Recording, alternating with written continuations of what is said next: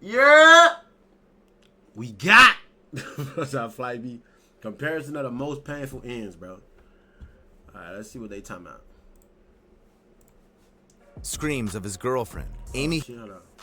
Timothy Treadwell watched his torn-off arm while the enraged grizzly sank its teeth into him. Screams of his girlfriend, Amy Huguenard, echoed in his head. Ooh. Both became victims of a merciless predator.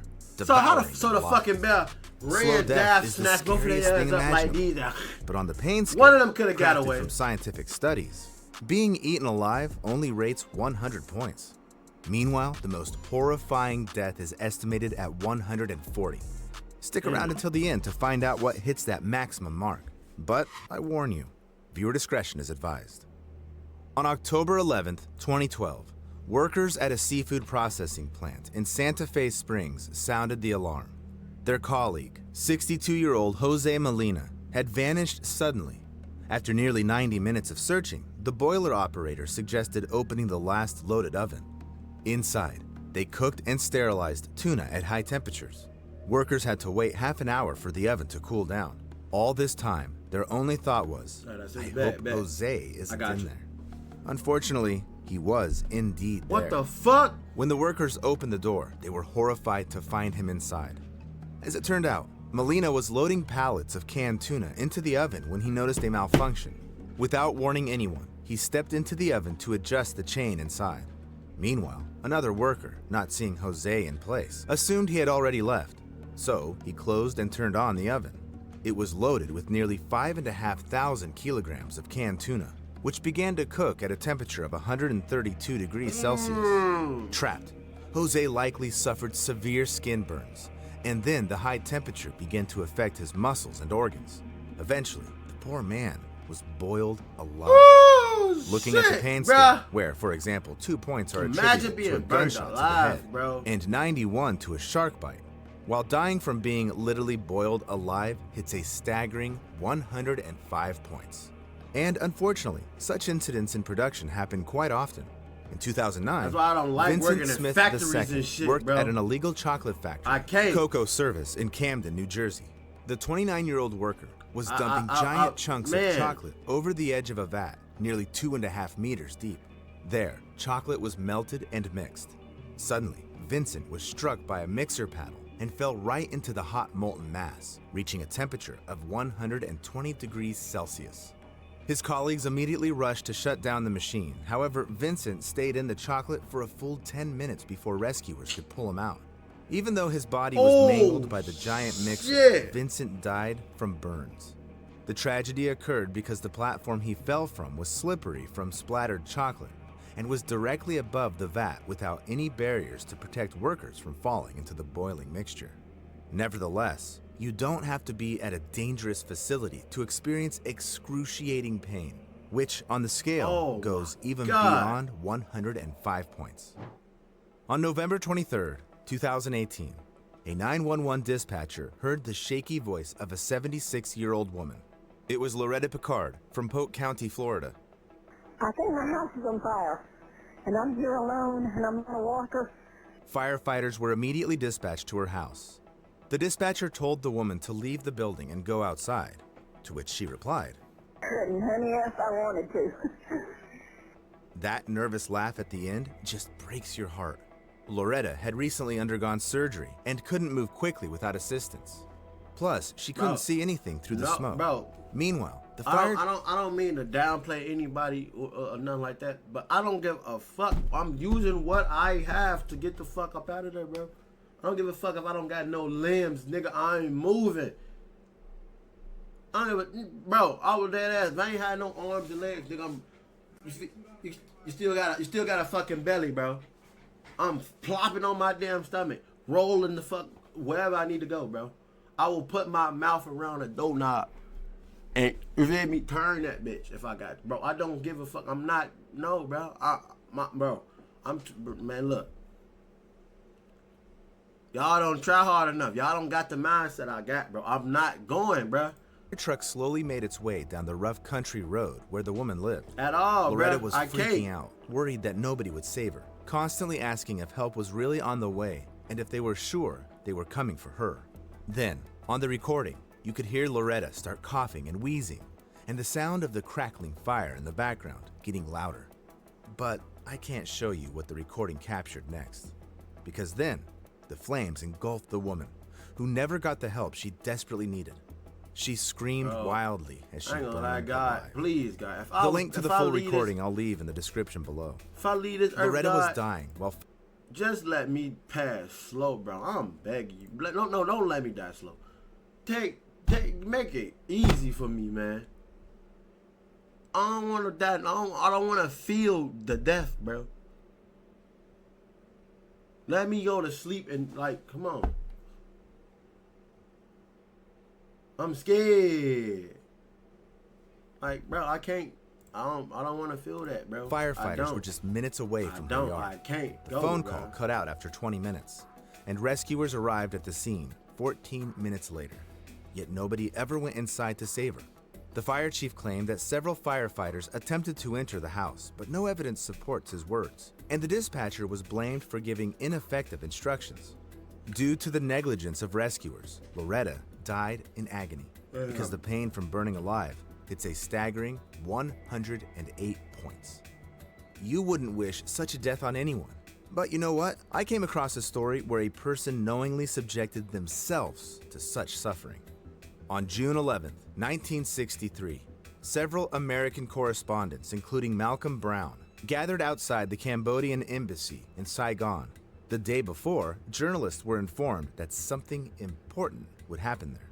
Buddhists were deeply offended by the disrespect of their beliefs by the South Vietnamese government. So, around 350 monks and nuns gathered for another peaceful protest. Suddenly, not far from the presidential palace, a car stopped and 3 monks got out, including Quang Duc. Malcolm pointed his camera at the trio, not realizing what he would witness through the lens next. Protesters gathered around Quang, who sat on a pillow in the traditional Buddhist meditative lotus pose, while another monk started pouring gasoline over his head. Quang paid no attention and prayed, and when he finished, he struck a match. The flames instantly engulfed him, rising up in black smoke. It was a horrifying spectacle. Quang Duc's body slowly withering and shriveling, while his head blackened and charred. I can't show you the photo either, but I'll leave a link below the video. The fuck? The scene was very contrasting, as everyone present there loudly cried, watching the self-immolation, while the monk himself, enduring painful suffering, didn't even flinch or make a sound. Whether it was meditation skills or inner spiritual strength that helped the monk endure the agony of his impending death, I know for sure an ordinary person wouldn't last like that, let alone endure the pain that hits 110 points. In 2007, a 33-year-old woman from Hong Kong named Cecilia Chung climbed to the top of MeroGhee volcano, located in the Democratic Republic of the Congo. It last erupted in 2002, flooding the highly populated city of Goma with lava, causing widespread destruction. Since then, the volcano had been relatively safe, so tourists from all over the world flocked to see its famous lava lake. It looks like cracked earth in the desert, with hellish streaks of fire rising from it. Cecilia climbed nearly 3,500 meters for this site. The woman was thrilled by the terrifying view of the lake and wanted to take a closer photo of it. To do this, she climbed over the edge of the crater, and suddenly, Cecilia slipped and fell down. However, flying about 200 meters, she hit a protrusion right above the lava lake. Cecilia felt piercing pain because the impact broke several bones. She was thrown into the heat, and it was almost impossible to breathe because she was too close to the lava, the temperature of which could reach 950 degrees Celsius.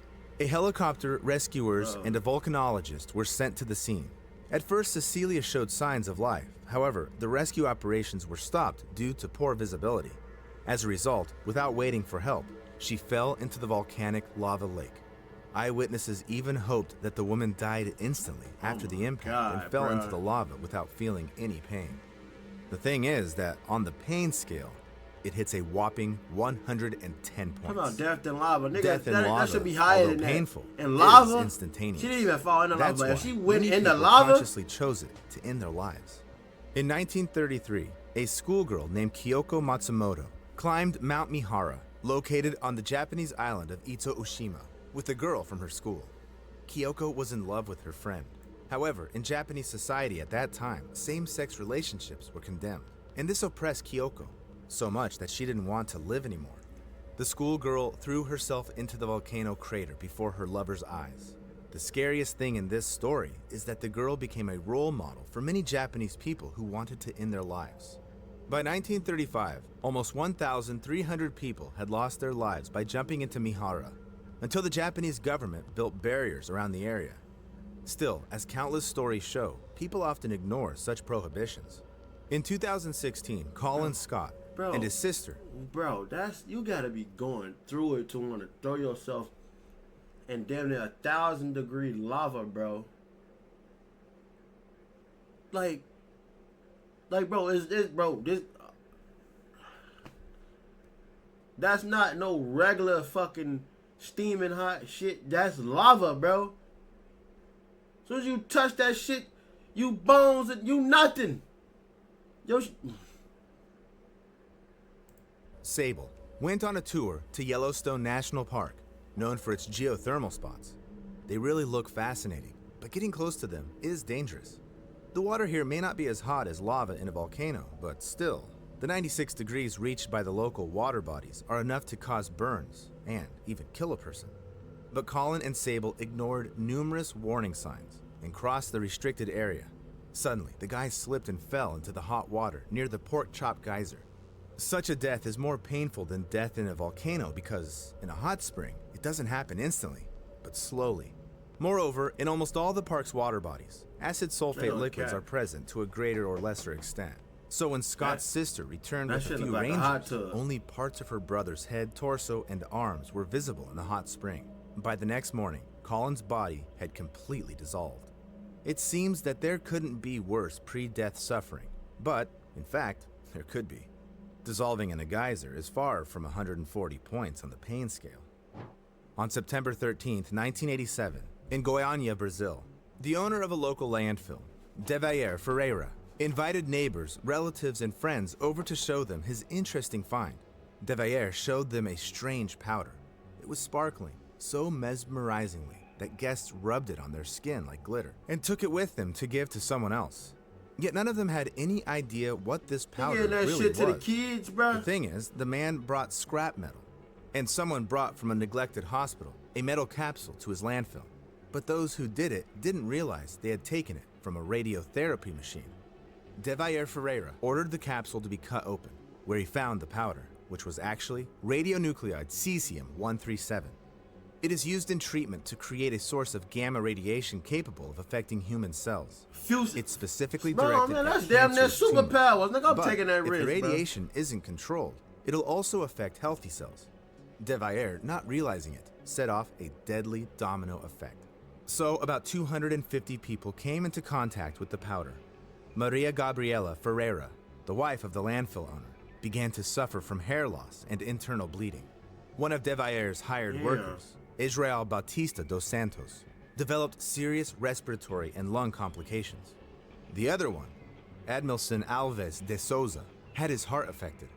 However, the most affected was Devair's 6-year-old niece, Leide das Neves Ferreira. Why would you get out to She the was kids, placed in an bro? isolated hospital room, but the staff was afraid to approach the child.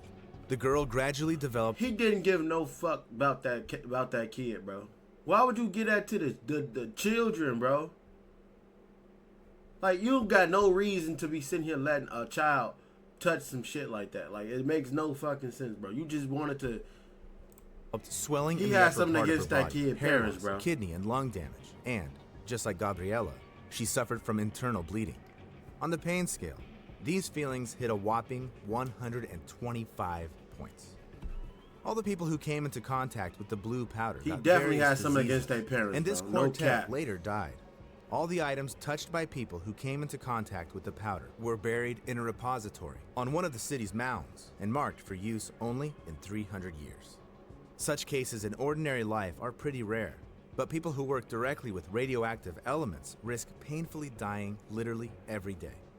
On August 21st, 1945, less than 2 weeks after the bombings of Hiroshima and Nagasaki, Harry Daghlian was working with the plutonium core at the Los Alamos test site in New Mexico.